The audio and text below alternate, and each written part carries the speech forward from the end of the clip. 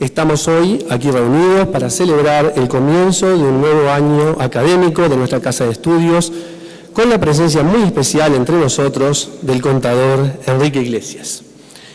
Señor Arzobispo de Montevideo y Gran Canciller de la Universidad Católica del Uruguay, Monseñor Daniel Sturla, Señor Rector de la Universidad Católica del Uruguay, Padre Eduardo Casarotti,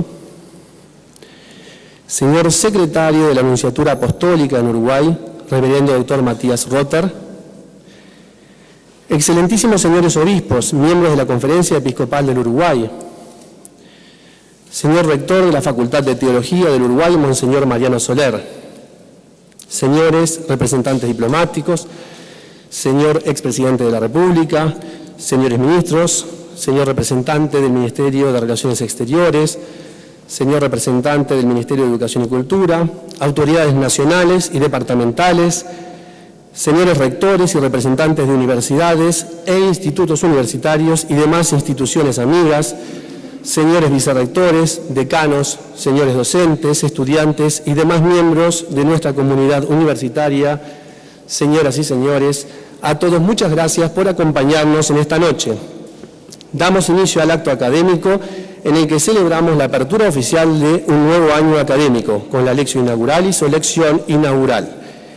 Integran la mesa el señor Arzobispo de Montevideo y Gran Canciller de la Universidad Católica del Uruguay, Monseñor Daniel Sturla, el señor Rector de la Universidad Católica del Uruguay, el Padre Eduardo Casarotti, y el contador Enrique Iglesias, expositor. Tenemos la satisfacción de contarles que esta ceremonia está siendo transmitida en directo a las sedes de la Universidad Católica del Uruguay de Salto y de Punta del Este, donde, como aquí, están reunidos los miembros de nuestra comunidad universitaria. Invitamos ahora al rector de la Universidad Católica, el Padre Eduardo Casarotti, de la Compañía de Jesús, a inaugurar esta ceremonia. Gran Canciller de la Universidad Católica, Monseñor Sturla, estimado contador Iglesias, autoridades diplomáticas, políticas y eclesiales que hoy nos acompañan, autoridades académicas de universidades, institutos universitarios y otras entidades educativas aquí presentes, vicerrectores, decanos, profesores, alumnos y demás integrantes de esta Casa de Estudios, presentes hoy aquí en esta hermosísima aula magna que inaugura este año, o que también siguen este acto, como nos decían recién, desde las sedes de Punta del Este y de Salto. Queridos amigos y amigas, es realmente un gusto y un honor para la Universidad Católica del Uruguay contar con la presencia del contador Enrique Iglesias para dar inicio al año académico 2014. Nuestro país y esta Casa de Estudios se sienten profundamente agradecidos por tenerlo nuevamente entre nosotros. Año a año, la Lectio Inauguralis nos permite reconocer y agradecer los logros académicos de esta comunidad universitaria. Es mucho lo que la universidad ha avanzado a lo largo del anterior año académico. No es el momento ni el lugar para describirlo en detalle. El anuario de investigación próximo a salir y el informe del rector lo harán con bastante exhaustividad. Pero permítanme, sin embargo, destacar de todo este conjunto un punto que considero esencial para nuestro crecimiento como universidad de excelencia. Me refiero a la obtención de doctorados académicos por parte de varios docentes en universidades nacionales y sobre todo en universidades extranjeras. Como ustedes saben, y lo hemos conversado en muchas oportunidades, Uruguay tiene un déficit importante de doctores en sus universidades. Y este déficit aparece no solo cuando nos medimos con las universidades de Estados Unidos o de Europa, en donde ser doctor es la condición necesaria para ingresar al cuerpo académico, sino también hoy ya cuando nos comparamos con las instituciones educativas superiores de países vecinos. Por eso creo que es necesario mencionar y celebrar que a lo largo del año académico que se cierra, 16 profesores de esta Casa de Estudios han obtenido su título de doctor con las mejores calificaciones. Permítanme que, en señal de agradecimiento y de felicitación por este logro, que no es solo personal, sino también de toda la institución, los nombre por su facultad de origen. Los voy a nombrar, que están aquí presentes muchos de ellos. Les pido por favor que me dejen listarlos porque creo que vale la pena reconocerlos públicamente. De la Facultad de Ciencias Empresariales se doctoraron este año académico Juan Pablo Carrero, Gustavo Concari, Fernando Pombo, Luis Silveira. En la Facultad de Psicología lo hicieron Delfina Miller, Gabriel Barg, Marcela Carballo y Carla Aguirre. En la Facultad de Derecho, es un gran logro porque son pocos los doctores académicos en Derecho en este país, lo ha hecho el doctor Carlos de Cores.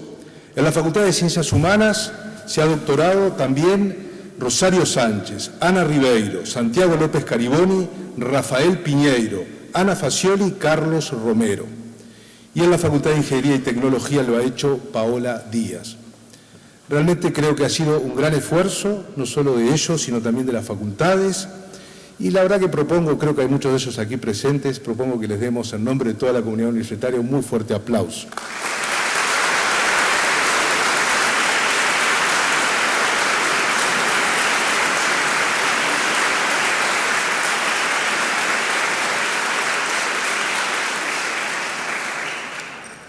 Después de esta mirada agradecida al año que se cierra, miremos con optimismo el nuevo año que estamos inaugurando.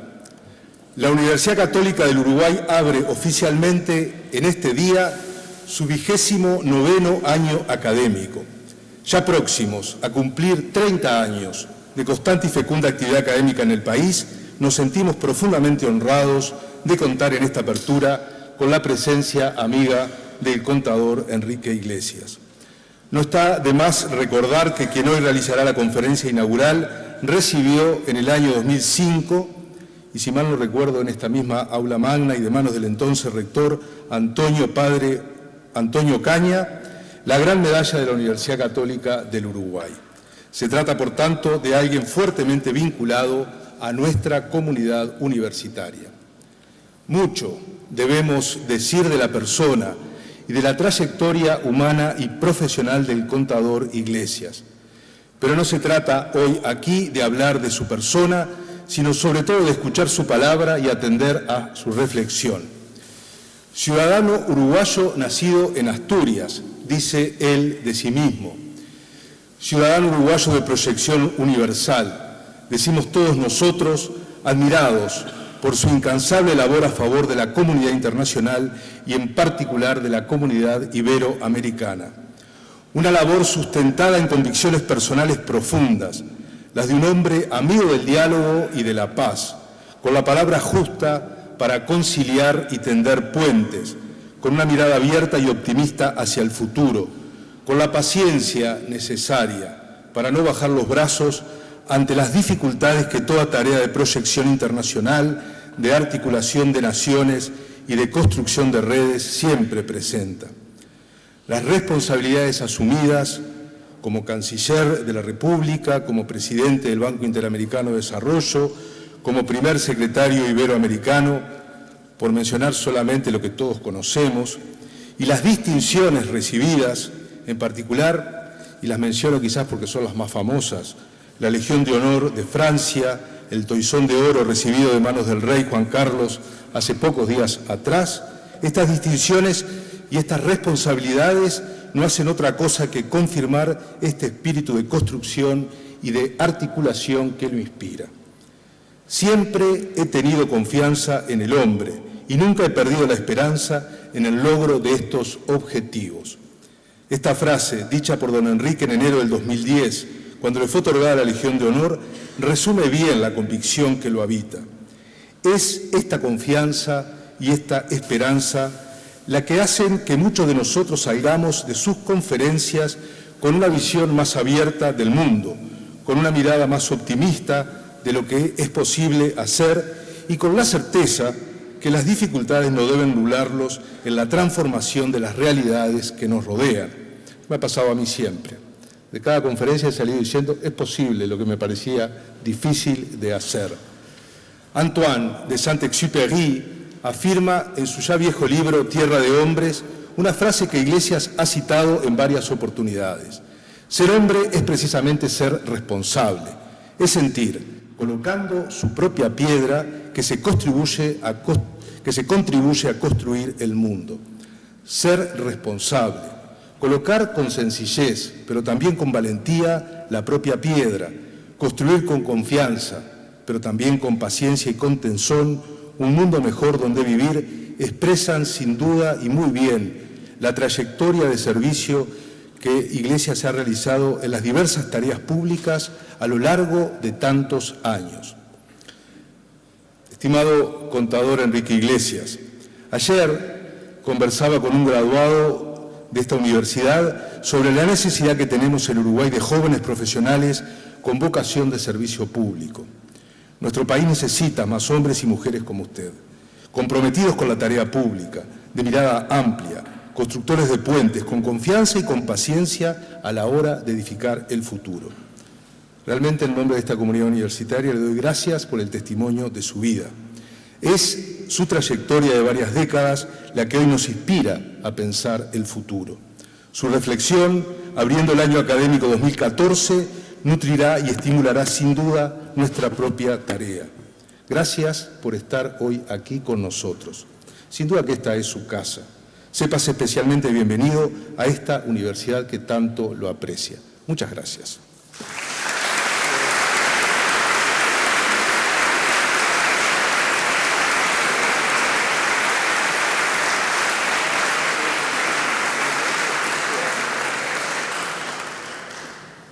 Aquellos que lo deseen, les informamos que tenemos lugares disponibles aquí adelante. Si gustan pasar, con mucho gusto pueden hacerlo. Les presentaremos a continuación brevemente parte de la vida y de la obra de nuestro expositor. El contador Enrique Iglesias es ciudadano uruguayo, nacido en Asturias, España. Se graduó en Economía y Administración en la Universidad de la República en 1953 e hizo estudios superiores de especialización en Estados Unidos y Francia. Fue secretario general de la Comunidad Iberoamericana desde el año 2005 y hasta inicios del presente año. Fue secretario de la Comisión Económica para América Latina, presidente del Banco Interamericano de Desarrollo, secretario general de la Conferencia Mundial de Energías Renovables y presidente de la reunión del GATT que lanzó la Ronda Uruguay creada por la Organización Mundial de Comercio. En Naciones Unidas participó por designación del secretario general en diversos grupos de trabajo, particularmente la Comisión Internacional que formuló recomendaciones sobre la reforma de la organización y de la Comisión de Alto Nivel que lanzó la Iniciativa de Alianza de Civilizaciones. En Uruguay fue ministro de Relaciones Exteriores, presidente del Banco Central, director del Primer Plan de Desarrollo, director del Instituto de Economía de la Universidad, director de la Unión de Bancos del Uruguay y profesor universitario. Fue miembro del directorio del Consejo Latinoamericano de Ciencias Sociales, participó en diferentes cursos de la CEPAL, de la Asociación Latinoamericana de Integración y del Instituto Latinoamericano y del Caribe de Planificación Económica y Social de Naciones Unidas, del cual fue presidente. Ha escrito numerosos artículos y ensayos sobre las diferentes dimensiones del desarrollo de América Latina y es autor de, entre otros, de los siguientes libros: América Latina en el umbral de los años 80, El desafío energético y desarrollo y equidad, el desafío de los años 80. Ha recibido numerosas distinciones y reconocimientos internacionales, entre ellos el Premio Príncipe de Asturias, la Gran Cruz de Isabel la Católica, así como las más altas condecoraciones de los países latinoamericanos.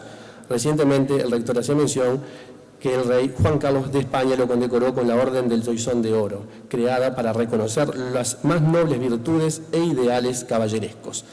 Ha recibido diversos títulos honoríficos de universidades y centros académicos de América Latina, América del Norte, Europa y Asia. Es doctor honoris causa por las universidades de Liverpool, Carleton, Ottawa, Autónoma de Guadalajara, México, Cándido Méndez de Río de Janeiro, Nacional Mayor de San Marcos en Lima, Perú, de la Pontificia Universidad Católica Madre y Maestra de Santiago, República Dominicana, de la Universidad de Las Palmas de Gran Canaria, de la Universidad de Salamanca, de la Universidad Europea de Madrid y la Universidad Andrés Bello de Santiago de Chile, y también por la Universidad de Chiapas. Nuestra universidad le confirió el 8 de diciembre de 2005 la Gran Medalla ad Honorem Universidad Católica del Uruguay. A continuación, daremos paso a la lección inaugural, conferencia abierta dictada por un miembro distinguido de la comunidad universitaria o un profesor visitante, con la cual celebramos el inicio de este nuevo año académico Esto responde a una vieja tradición universitaria que se remonta a la Edad Media en Europa. Nuestro invitado ha titulado su conferencia de hoy Pensando el futuro. Invitamos a hacer uso de la palabra a nuestro invitado, el contador Enrique Iglesias.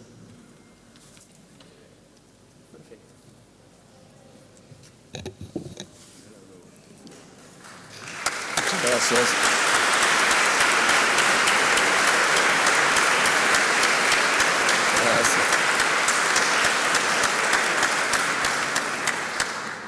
Señor arzobispo, señor rector, señor presidente, señores obispos, autoridades nacionales, señores profesores y académicos, estudiantes, amigas y amigos todos. Muchas gracias, querido rector, por hacer esta invitación que mucho me honra, venir a esta casa que ha tenido tan vigoroso y respetable actividad en los últimos años en este país, más de 25 años.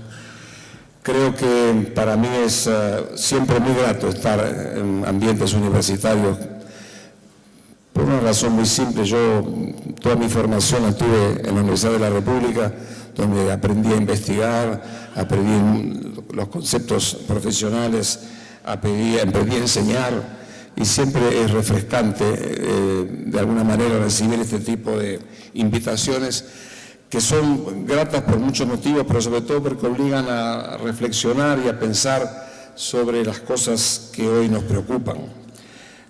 Yo le puse como título Pensando el futuro, porque es tan grande que nos permite entrar en muchos campos y abarcar muchos objetivos.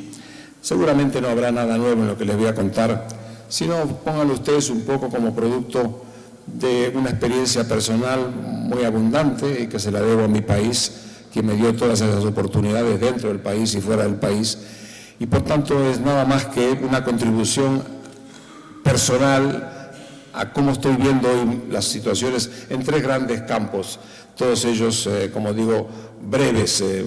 Lo digo de brevedad por lo siguiente: a mí me tocó participar en muchas actividades en Estados Unidos. Como muchos de ustedes saben, se hacen los famosos actos de commencement al final de la graduación, lo que acá llamamos la colación. Yo siempre he sido muy prudente en el uso del tiempo, porque la masa allí son todos estudiantes con sus birretes esperando que termine la ceremonia, entonces trataba de manejar el tiempo. Tuve la conciencia clara de que esa debía ser la mejor política, porque un día, hablando en una universidad, conversando, habiéndolo preparado con mucho cuidado, cuando dije en el último momento, finally, todo el mundo aplaudió.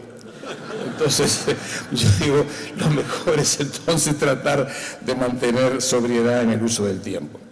Bueno, como les decía, lo importante es pensar, lo que yo quiero traer a ustedes es pensar un poco el futuro. Por haber tenido esta praxis internacional, creo que uno tiene una visión muy rica de la percepción de lo que está ocurriendo en el mundo. Estamos realmente en un cambio de época, no una época de cambio, un cambio de época profunda. Y como todos los cambios de época, es muy difícil ver en el medio de la tormenta hacia dónde vamos. Yo creo que esto que digo tiene mucho que ver con el origen de esta crisis que nos sacudió en el año 2008-2009, que fue una crisis realmente financiera de grandes proporciones. Yo creo que de alguna manera todavía no la hemos superado y sus efectos se van a prolongar todavía por un largo tiempo. Una crisis que tuvo mucho que ver con las audaces expansiones del sector financiero, muy llenas de violaciones claras de la ética frente a los fenómenos económicos, y que dio lugar a una crisis de enormes proporciones en cuanto al desempleo, la desaparición de empresas, y sobre todo porque rompió equilibrios muy importantes que habíamos logrado en los últimos 30 años. Yo creo que de alguna forma los últimos 30 años, o quizá un poco más, fueron un periodo excepcional en la historia de los últimos 200 años del capitalismo. Fueron un periodo de estabilidad y previsibilidad. Sabíamos lo que estaba pasando, conocíamos las causas de los fenómenos y era todo previsible. Tan previsible que recurríamos a las matemáticas y la gente de Nueva York con una ecuación trataba de prever el riesgo y asumir las hipótesis más arriesgadas, que fueron lo que sumieron al mundo en el descontrol en que tuvimos en esos años. De manera que lo primero es responder es que se terminó un periodo de estabilidad y un periodo de previsibilidad. El mundo entra, a mi modo de ver, ya está, en un periodo de sorpresas, en un periodo de posibles impactos imprevisibles y, por supuesto, prever hoy más de 2 o 3 años es un riesgo muy grande. O sea, hay que hacerlo, pero no es porque tengamos ciertamente pie para asumir hipótesis muy claras sobre hacia dónde van las cosas. Yo creo que lo que sí sabemos es que el mundo nos va a llevar a un punto que no es el punto de partida. Y yo he elegido 5 áreas en donde realmente esto yo creo que se está dando en forma clara. Primero, va a ser otro mundo económico. Es decir, mientras que nosotros estamos acostumbrados a ver en la economía movida por el capital físico y por el capital humano, hoy en día estamos viendo la economía movida por el conocimiento. Y por los nuevos paradigmas tecnológicos que siempre los hubo, pero que el ritmo con que han adquirido en los últimos años es sorprendente y, como digo, de alguna manera promueve cambios que hacen que cualquier invención destruya una empresa e incluso amenace a un propio Estado. Lo hemos visto en algunos casos con este tema financiero que ha salido fuera de control. En este momento el mundo financiero, los activos financieros del mundo son 4 veces el producto del año. Uno se pregunta, ¿no será demasiado grande ese mundo financiero? Quizá, es una hipótesis que no la digo, no soy yo que la he inventado, pero que está dando vueltas por ahí. De todas maneras, yo creo que estamos frente a un mundo, una nueva economía dominada por el conocimiento y que hace que las relaciones de producción estén afectando la estructura de la empresa, la estructura de las relaciones comerciales internacionales y, por supuesto, también la estructura de los sistemas financieros que los mueven. Es el primer elemento sobre el cual creo que hay un consenso claro sobre dónde van las cosas. El segundo tema son la nueva sociedad. Es decir, las nuevas sociedades están muy movidas por los movimientos sociales, que también siempre los hubo, pero nunca en la dimensión y en la volatilidad que tienen hoy esos movimientos, convocados por Twitter, que se juntan en cualquier momento 50.000 personas en una plaza, y por otro lado el ascenso muy importante de las nuevas clases medias. Este fenómeno de esta nueva sociedad es difícil todavía de entenderlo. Hoy hablamos con el arzobispo y con los amigos de la universidad y el rector sobre cómo detrás de estos movimientos sociales hay una conmoción muy grande de los valores que parte de la estructura familiar y se proyectan a la sociedad. Bueno, yo creo que ese tema de una nueva sociedad es uno de los grandes temas sobre los cuales habrá que ver cuál es hacia dónde va toda esa nueva construcción de un sistema social como el que hemos vivido en los últimos años. El tercer frente es el frente de la política. Esos dos elementos, economía y sociedad, afectan también la forma de hacer política. Yo tengo la impresión que los sistemas políticos en general están yendo detrás de estos hechos y no por delante de ellos. Es decir, están arrastrados por el vigor de los movimientos de la economía, de los elementos económicos. Hoy por hoy el mundo financiero tiene un poder inmenso.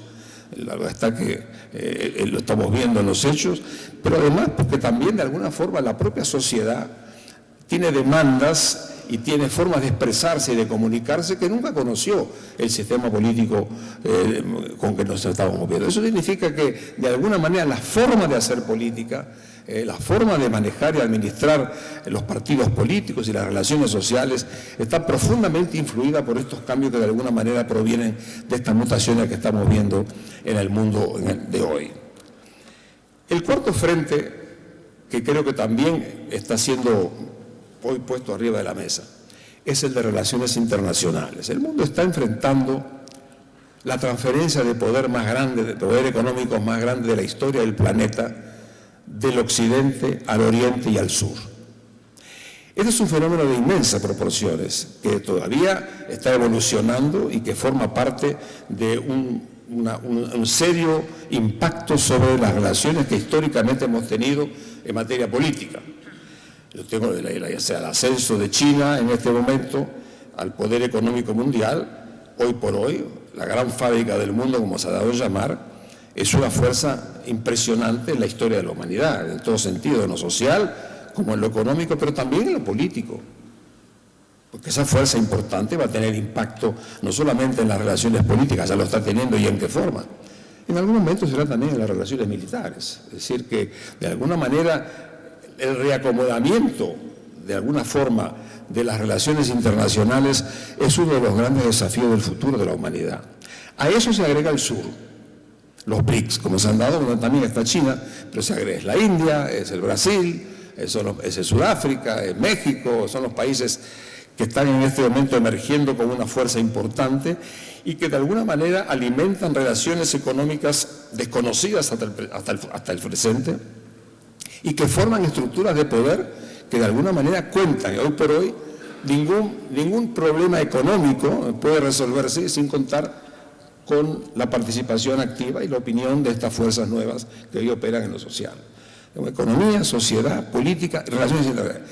El último tema que yo creo que también importa mucho destacar es el tema de los bienes o de los problemas globales. Es decir, eso lo digo porque muchas veces nuestras sociedades todavía no han asumido que tenemos problemas globales que el mundo del futuro va a tener que de alguna manera considerar y de alguna forma interponer dentro de sus políticas nacionales. ¿Quién puede ignorar hoy los problemas del clima o los problemas de las epidemias o pandemias en materia de salud? ¿Quién puede ignorar los aspectos impredecibles y de una fuerza impresionante en materia de crimen organizado en el mundo, o en materia de terrorismo, en materia de armas químicas o armas no convencionales o armas convencionales, es decir, en las migraciones? Es decir, de alguna forma esa problemática internacional de alguna manera va a tener como consecuencia una forma importante de dominar los hechos en los años que vendrán.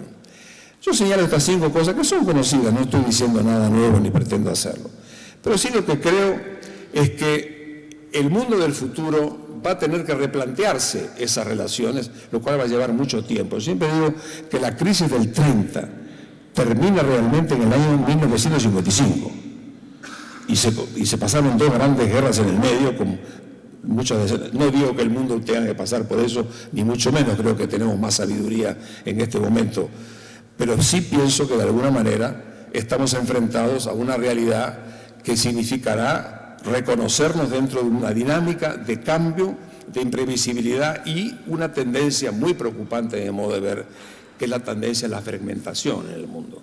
Fragmentación que empieza en la familia, continúa en la sociedad, continúa en las relaciones económicas internacionales.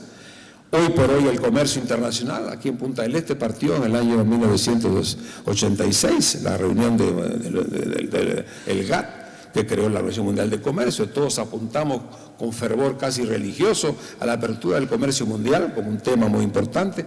Se creó la OMC a partir de aquella reunión. Pero hoy estamos viendo, por ejemplo, que hay 2 grandes megatratados, el Tratado del Atlántico Norte y el Tratado del Pacífico, que son tendencias claras a la fragmentación. Entonces, de alguna manera, todo aparecía orientándose hacia un mundo homogéneo. No se homogeneizaba la tecnología, la internet, el Twitter, los shopping centers, las marcas, todo parecía que el mundo se homogeneizaba. Hasta ahí nomás. En este momento, si hay algo que comienza a aparecer también, son tendencias de la fragmentación que de alguna manera importan mucho porque pueden generar tendencias peligrosas que pueden terminar en conflictos mucho más fuertes que los puros conflictos diplomáticos, económicos o sociales. ¿Qué significa esto como desafío para el futuro? Pensando un poco el futuro, reflexionando sobre la base de lo que ha pasado en el pasado. Bueno, significa que el mundo va a tener que redefinir la gobernanza mundial. Es decir, las Naciones Unidas fueron creadas en el año 45. Yo me acuerdo, algunos cabellos blancos por ahí que se acordarán también. Para la juventud nuestra fue un hecho muy importante. Era, de alguna manera, la construcción de un nuevo orden internacional basado en el poder político y la fuerza en el Consejo de Seguridad, la Asamblea General, el mundo financiero desde Washington, el GATT que habría de evolucionar después a la OMC, la Suprema Corte de Justicia en La Haya. Ese mundo construido en esa fecha, en inglés dicho sea de paso, ese mundo que se construyó en esa fecha, en esa época, hoy está siendo hackeado por todos estos factores que acabo de mencionar, que están realmente poniendo en cuestionamiento a las instituciones. El peligro que estamos viendo hoy es precisamente el peligro institucional. Es decir, el deterioro que tienen las instituciones, que dentro de los países e internacionalmente, eso significará que el mundo tendrá que de alguna manera ir pensando hacia una nueva gobernanza mundial. ¿Y esa gobernanza mundial qué significará en el futuro? Significa una cosa nueva para el mundo occidental. El mundo occidental programó ese mundo de hoy sobre la base de valores occidentales, que se formaron prácticamente como las grandes alianzas entre Europa, Estados Unidos, y por supuesto participó muy activamente también en aquella época los 19 países que había independientes en América Latina. Esa fue una concepción que se hizo a partir de ese sistema institucional. Eso está hoy en juego. ¿Y qué significará la construcción de un nuevo mundo? Significará que el mundo, para convivir con eso, va a tener que conciliar valores.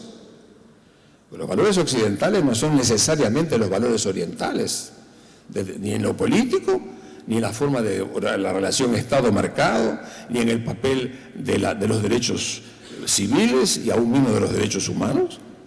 Entonces, de alguna forma, la gobernanza mundial tiene ante sí un desafío fundamental, que es la construcción de un nuevo código de conducta para asegurar la convivencia. Tenemos que conciliar valores. Vamos a tener concesiones de un lado y de otro, pero con un código de conducta donde haya un mínimo en donde tengamos que estar todos de acuerdo. Eso va a llevar mucho tiempo. Y yo creo que esa gobernanza mundial, que es un desafío importante de la civilización como tal, tendrá que hacerse asentando que eso tiene que estar inspirado con un código ético, un código de valores mínimos con los cuales habrá que acordar. Esa gran tarea es de la gente joven, y aquí hay estudiantes, es tarea de ellos, que es pensar un poco cómo harán para las futuras generaciones para crear una nueva gobernanza mundial que esté fundamentada en ciertos valores éticos y un código mínimo sobre el cual construir la paz, la seguridad y el progreso del mundo. No va a ser nada fácil, porque el mundo occidental se basó en la presencia de un poder hegemónico muy importante, como fue en los Estados Unidos en aquel momento, que es un poder económico, un poder político y un poder social y un poder militar. Bueno, eso todo hoy en día, construirlo sobre la base de compartir valores entre el Oriente y el Occidente no va a ser nada fácil. Y yo creo que hay que trabajar todo eso, como digo, a partir de ciertos valores básicos que nos permitan construir ese código de convivencia. Y convivir sobre la base de ciertos fundamentos éticos, ciertos principios morales que permitan de alguna manera preservar ciertos valores mínimos en los que todos tenemos que creer y apoyar. Y eso no va a ser nada fácil. Porque incluso le diría que cuando uno conversa a veces con la gente del Oriente, se da cuenta que hay una cierta sensación como de triunfo frente a los problemas del Occidente en muchos aspectos, incluyendo la economía, incluyendo los progresos que están haciendo en materia. Y tienen algo de que apoyarse, porque de alguna manera la forma como China ha resuelto el tema de la pobreza es un fenómeno realmente muy destacable en la historia de la humanidad. Entonces, de alguna forma, uno ve que realmente en la aproximación va a ser realmente importante el tener una forma de... Eso es mi primera reflexión con ese aspecto que me parece que, como digo, el contacto con esa realidad, y sobre todo viviendo en Europa, esto se ve claramente, como se ven claramente ciertas tendencias que son bastante preocupantes, como por ejemplo la tendencia de los Estados Unidos a renunciar a ciertas responsabilidades que asumió en los últimos 60 años, y una tendencia creciente a un aislacionismo que podría estar fundamentado en un poder económico muy fuerte que continúa. Es decir, y el surgimiento de factores que creíamos superados, el conflicto que ha habido recientemente en Crimea, o el conflicto en Siria, pone de manifiesto situaciones que creíamos superadas. La Guerra Fría del año 90 nos permitió incluso decir a algunos que se terminaba la historia. No se terminó nada. Es decir, estamos reviviendo problemas de Guerra Fría. Esto hace que las cosas, por tanto, tengan que ser lo importante. Nosotros no formamos parte ni incidimos en las políticas nacionales, pero sí tenemos una región en la que estamos inmersos. Yo podría decir una palabra nomás respecto a esto. Yo creo que América Latina tiene que ser consciente de esto, y tiene que ser consciente sobre todo de que esta región tiene un capital en su historia, que es la capacidad de convivencia mucho mayor que la de ninguna otra región, y tiene que asumir que esta región con 7 trillones de dólares de producto, 600 millones de personas y una experiencia democrática la mayor del mundo en materia de países en desarrollo, tiene que tener una presencia en la construcción de ese nuevo orden. Nosotros no podemos tomar una actitud pasiva, sino tenemos una actitud muy activa como región frente a eso. De manera que de alguna manera esta va por la primera parte de mis reflexiones. La segunda parte tiene que ver con el tema nacional. Yo diría que este es un tema, por supuesto, sobre que puedo decir acá de nuevo respecto a esto. Bueno, yo diría lo primero es que entender lo que hemos construido. Yo digo siempre algo que yo no me fui nunca del país, lo he vivido todos los días, pero vivir afuera, ¿no? Ve un poco en otra perspectiva diaria, ¿no? Yo creo que lo primero que habría que hacer es responder a esta pregunta: ¿qué hemos hecho hasta ahora? Y en segundo lugar, la otra pregunta: ¿a dónde queremos ir con nuestras políticas económicas, sociales y políticas? Con respecto a la primera pregunta, yo les diría lo siguiente: yo cuando miro al país de afuera me agrando. Cuando lo miro desde adentro vivo los problemas de todos los días, las discrepancias políticas, los pequeños y grandes conflictos que lo ponen en una perspectiva diferente. Pero yo creo que es muy importante no perder de vista, sobre todo para las jóvenes generaciones, lo que se ha hecho en este país, que no es poco. No es poco. Y como digo, para verlo de afuera, uno se agranda cuando lo compara. Pero el país ha construido una democracia imperfecta, pero una democracia que funciona. Respeto a derechos humanos, de la vigencia de la ley, con todos los problemas que día a día pueden de alguna manera ponerse arriba de la mesa como preocupaciones. Hemos construido un país, cuando en el año 50 hicimos la reunión, el informe de la CIDE, ya por el año 61, 62, bueno, pues en aquel momento el Producto Bruto del país, yo que era $1.000, 1.500, hoy tenemos $15.000, ¿no? Son otros dólares, pero son $15.000. Cuando vivimos lo que vivimos, todas las grandes angustias financieras del endeudamiento externo y las crisis monetarias y financieras, por la falta de angustia, por la falta de reserva, tenemos 15.000 millones. El país ha ido construyendo una base económica que sigue siendo muy dependiente, por supuesto, de los problemas de las materias primas básicas, pero que de alguna forma hay una construcción social de convivencia. Los 3 grandes partidos han sido gobierno y los 3 grandes han sido oposición. Bueno, a mí me parece que todo eso que hoy a nosotros, lo importante para la gente joven es decirlo, eso costó mucho. Costó mucho. A veces tenemos que tener cuidado con la idea de que las cosas han sido dadas por gracia de Dios. No, a Dios hubo que ayudarlo. Y yo creo que el país lo ayudó. Y yo creo que de alguna forma lo ayudó y lo ayudó bien. Es decir, por eso a veces la gente me dice, bueno, pero ¿cómo es posible que digan estas cosas, estos elogios afuera? No, es que como digo, cuando en la comparación, nuestro país ha hecho muchas cosas de una sociedad de 3.200.000 habitantes, ha hecho un pequeño ejemplo que afuera se valora. Cuando lo miramos adentro, por supuesto, tenemos los problemas diarios de la política y de la economía y de la sociedad, pero visto de afuera, yo creo que, y es importante, sobre todo para las jóvenes generaciones, decir que la construcción de la democracia no fue fácil, costó mucho, incluso sangre, esfuerzo, sudor y lágrimas, pero salió. Y eso es un activo que yo digo en el mundo y hay que valorarlo. Yo, como digo, visto de afuera, el país se agranda, visto de adentro, el país se ve en la dimensión de todos los días que todos conocemos, sobre los cuales cada uno tiene una posición que ciertamente tiene el derecho a tener. Pero me parece que esto que acabo de decir, sobre todo pensando en la gente joven, muchas veces importa recordarlo, sobre todo en una universidad donde hay gente que va a abordar el futuro, decirle esto creo que es una cosa importante. El otro tema es, ¿qué tipo de sociedad queremos construir? Por supuesto queremos crecer desde luego, hay que crecer. El crecimiento fundamental para seguir asentando en el crecimiento las conquistas sociales. Pero es muy importante mantener y hacer pie en la defensa de ciertos valores. Lo hablamos ahora con el arzobispo y con los amigos de la universidad. El hecho de que yo creo que es muy importante que en el país podamos revisar un poco aquellos valores fundamentales que empezaron hace muchas décadas y que fueron formando parte de un grado de convivencia sobre el cual tenemos que seguir trabajando. Nosotros no queremos simplemente un país capaz de capacidad de consumo, llenar los shopping centers. Queremos un país que sea capaz de vivir y sea feliz. Y que esa felicidad la logra a través del mejoramiento del nivel de vida, a través del mejoramiento de las condiciones económicas, pero también a través del modelo de convivencia social de un país integrado en la forma de integrado. Es decir, nosotros no queremos, Varela decía que para tener república hay que tener republicanos, queremos crear republicanos, es decir, gente que de alguna manera sea capaz de administrar y convivir en un país en paz, consigo y con todo el mundo, pero sobre todo un país en paz y que sea capaz de fortalecer las conquistas sociales que han logrado y aumentar la ciudad, pero sobre todo pensando que somos algo más que profesionales, somos ciudadanos. Y la formación del ciudadano creo que es un tema que importa mucho, sobre todo cuando hablamos en los ambientes universitarios. Creo que hemos ganado a través del tiempo muchas cosas, y yo le diría algunas que yo del lado económico, eso es lo que conozco más de cerca. Nos hemos podido poner de acuerdo en ciertas cosas que costaron mucho trabajo. ¿Cuánto costó en el país, por ejemplo, ponerse de acuerdo que los precios no pueden fijarse por decreto? Y que las tasas de cambio tienen que ver con el mercado. Y que el precio de la gasolina tiene que ver con el mercado. ¿Cuánto nos costó entender que la inflación es un mal enemigo?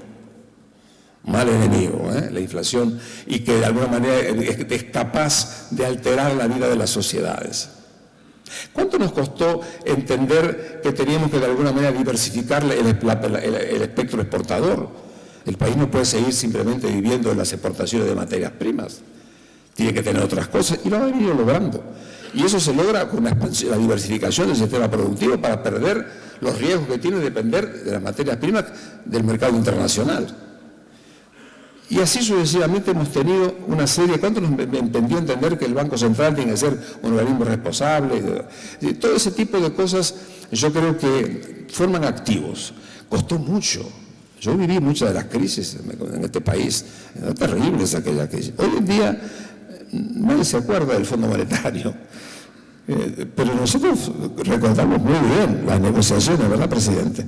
Entonces tenemos ahí una experiencia acumulada que fue muy importante.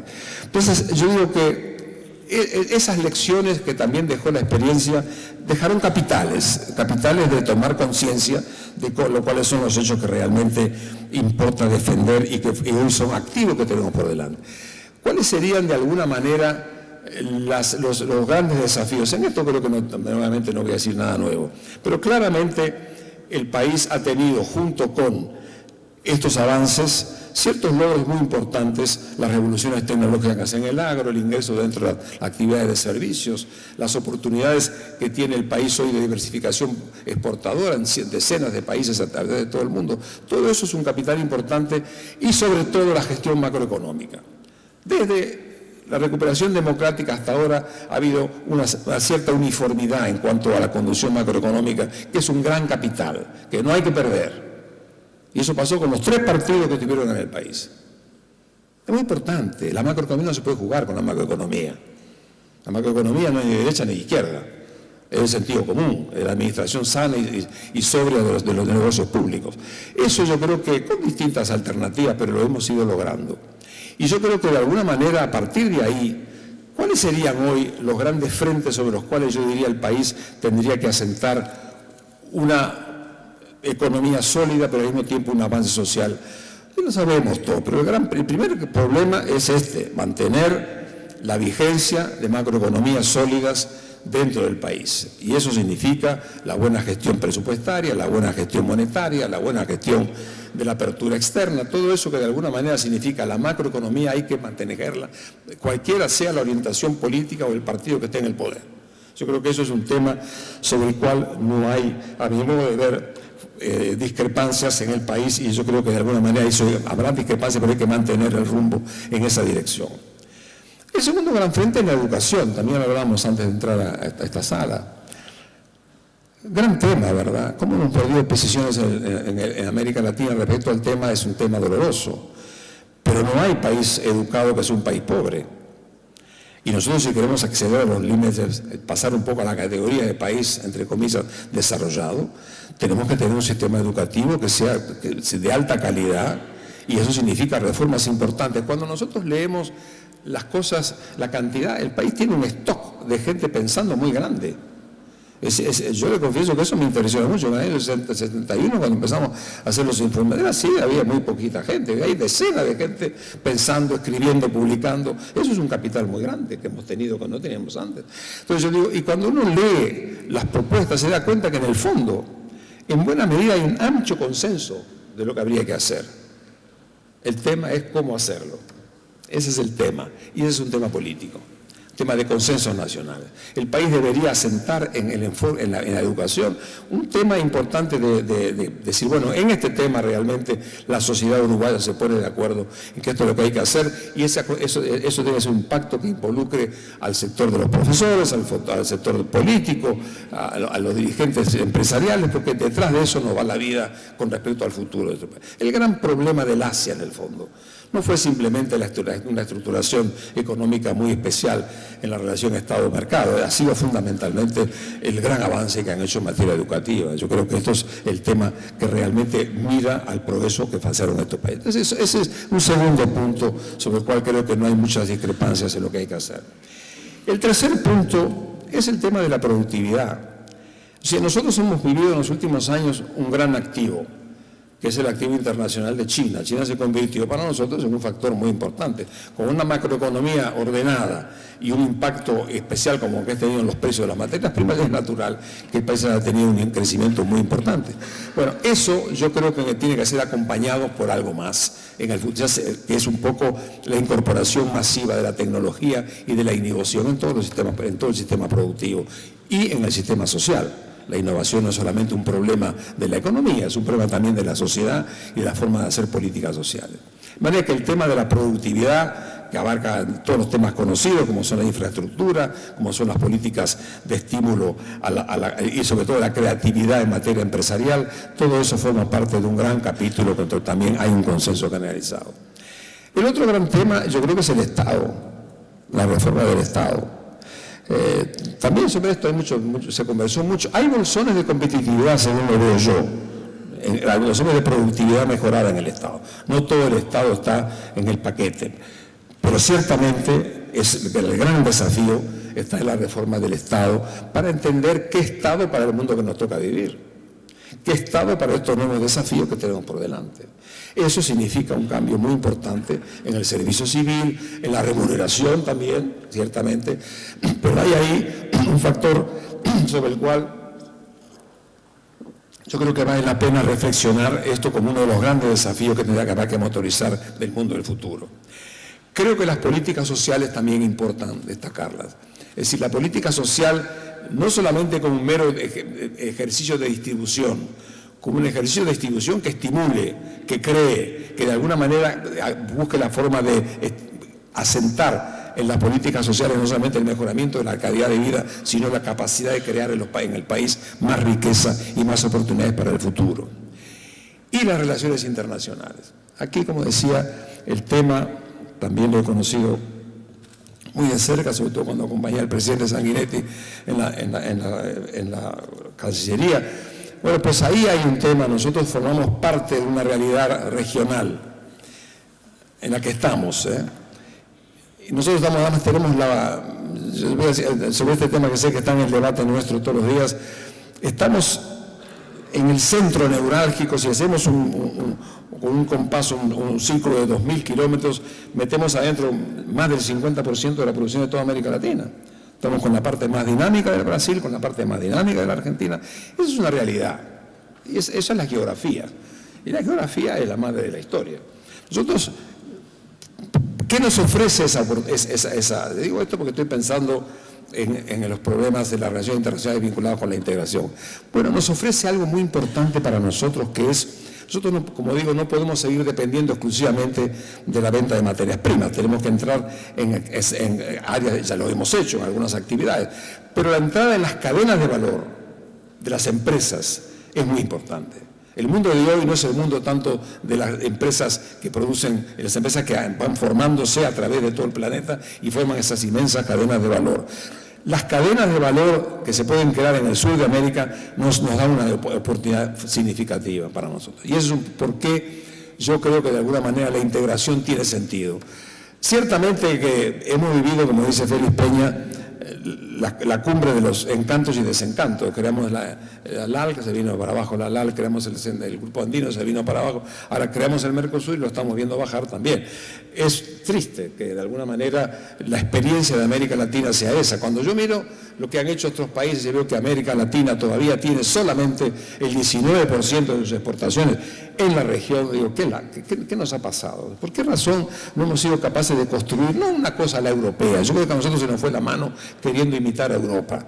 Ahora, yo creo que hay que buscar un sistema mucho más flexible que nos permita realmente generar esas cadenas de valor que yo digo son fundamentales para poder acceder a otro tipo de actividades que mejoren la calidad del salario y mejoren la capacidad de participar en los nuevos avances tecnológicos del mundo. Por eso que a mí me resulta importante defender y promover la integración. Y eso, desde luego, es un hecho económico, no es un hecho político, y en materia política estamos fracasando, no estamos avanzando al ritmo que debiéramos, y por el contrario, somos muy buenos para hacer grandes declaraciones, pero cuando llega el momento de avanzar concretamente en resolver los grandes temas con pragmatismo, con flexibilidad, ciertamente la visión que nos tenemos por delante es muy lamentable. Yo creo que de todas maneras, para este pequeño país, ese es un tema fundamental. Yo creo que la relación internacional para un país que tiene que participar en la cadena de valor y que tiene una capacidad de logística, especialmente en el Mercosur, como ningún otro, bueno, pues eso realmente es un tema que nos tiene que de alguna manera inspirar para movernos. Ahora, ciertamente da pena ver que las cosas son mucho más lentas y mucho más discursivas, pero mucho menos eficaces en la solución de los grandes problemas. Bueno, yo creo que eso un poco son los grandes frentes que de alguna manera tenemos que enfocar, a mi modo de ver, en el país. Ahora, nuevamente, ¿qué país queremos construir? Bueno, y ahí viene un poco la reflexión, las últimas reflexiones en que quería entrar en esta charla de la tarde de hoy. Y es un poco la formación y un poco la actitud, sobre todo de la gente joven. Con respecto a la formación, y eso tiene mucho que ver con la labor de las universidades en nuestro país, yo creo que de alguna forma tenemos que pensar.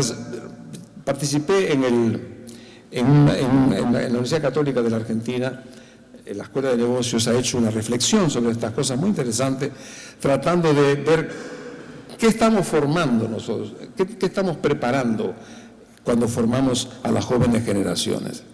Y yo creo que aquí un poco el tema central es una pregunta muy importante, especialmente en las escuelas vinculadas con los temas empresariales, económicos, sociales.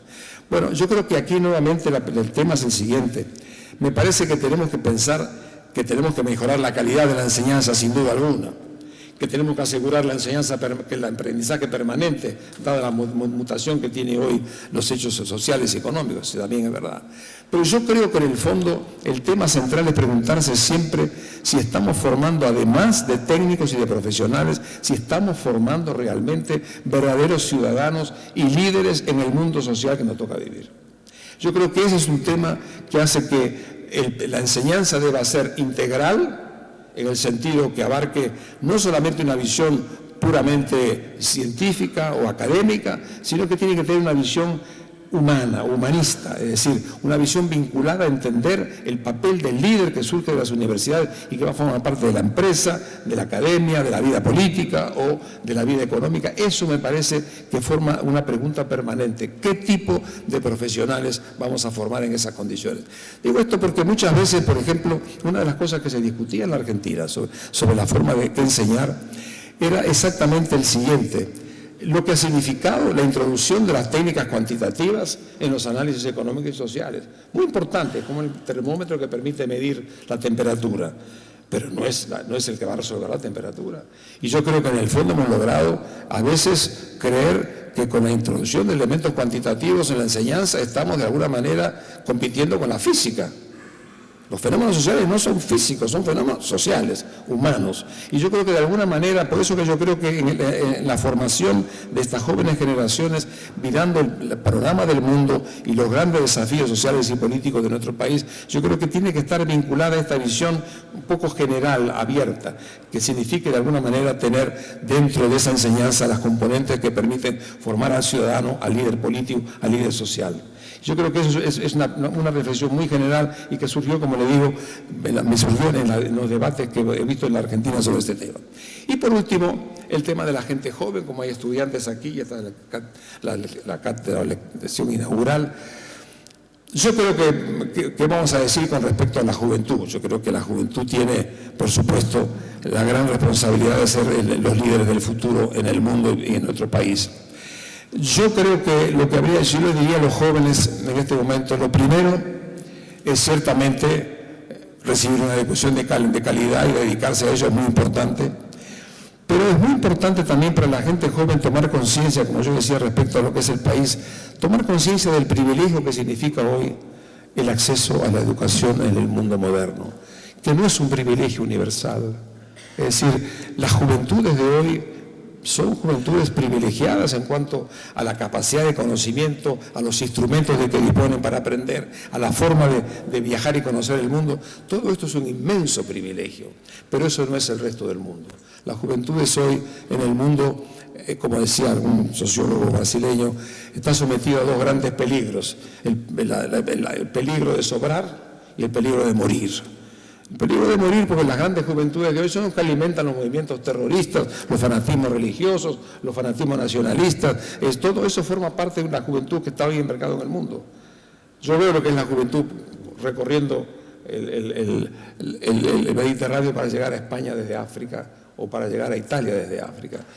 Esos son hechos importantes que la gente que vive y tiene esa enorme capital que es la formación académica reconoce. Y lo segundo, el problema de sobrar, el miedo a sobrar, el miedo a morir y el miedo a sobrar. Y el miedo a sobrar porque de alguna manera en la juventud, de las juventudes, porque no hay una juventud del mundo, hay en este momento un fenómeno gravísimo que es el problema del desempleo, el problema de la captación de las juventudes por la violencia, por el crimen organizado, por el terrorismo. Todo eso, la mayoría de la juventud está en esos problemas en el mundo entero. Nuestra juventud la gente joven tiene el privilegio de poder acceder a eso que va a significar un enorme poder en el mundo, que es el conocimiento. Y eso introduce en el mundo un hecho que es realmente sorprendente. Es cómo al mismo tiempo que crece el Producto Mundial, crece la desigualdad en el mundo. El gran tema del mundo del futuro, aparte de lo que mencioné anteriormente, es el crecimiento de la desigualdad como un factor que realmente está acelerando las distancias de la gente, y en esas distancias la gente joven, la juventud están dentro del paquete que acabo de mencionar. Yo quiero terminar con esto y quería leer un artículo que se publicó en el año 94 en la revista Criterio de la Argentina, que me gustó traerlo porque creo que resume muy bien mucho de esto que hemos estado diciendo en el día de hoy. 20 años atrás decía esto el editorial de Criterio en la Argentina. Vivimos en un mundo sometido a fuerzas contradictorias que están lejos de haber alcanzado su equilibrio. La transición nos desconcierta y nos hace creer que los cambios son inevitables e incontrolables a la vez. Por un lado, hay fuerzas que tienden a acelerar la globalización de todos los procesos económicos, sociales y culturales. Por el otro, aparece una tendencia también irrefrenable hacia la fragmentación de todas las estructuras, como desde la familia hasta el Estado. El mundo parece unificarse bajo la acción de las comunicaciones y la explosión del conocimiento. La instantaneidad con que se viven las noticias, la simultaneidad con que repercuten los cambios económicos, la monotonía con que se repiten en todo el mundo los mismos estilos industrializados de cultura, parecen anunciar un mundo homogeneizado. Pero simultáneamente se está viviendo la decadencia de las instituciones modernas y premodernas, se rompe la rama de las solidaridades tradicionales, los estados sienten la amenaza del separatismo, las identidades culturales se desdibujan. Los optimistas tienden a creer que la globalización habrá de imponerse para crear un mundo más unido, pero ¿a qué costo? Los pesimistas ven a la fragmentación como un proceso irrefrenable hacia la anarquía. Pero ¿hasta qué límite? Esto dicho hace 20 años, hoy tiene una vigencia absoluta. Yo termino diciendo, yo creo que el mundo que vendrá es un mundo lleno de dudas, pero también lleno de oportunidades. Yo soy optimista, yo creo, como decía, creo en el hombre, creo en su ingenio y en su capacidad. Todos estos fenómenos están acompañados por otro, que lo vemos en la naturaleza, que es la capacidad que tiene la naturaleza de adaptarse.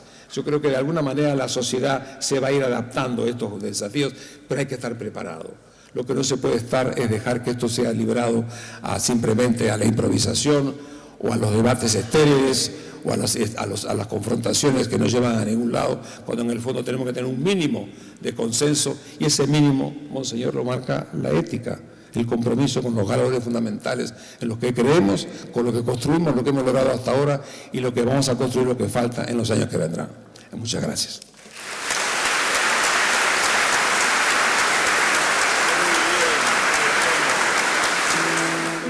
Asuntos Públicos, para conocer mejor, para saber más.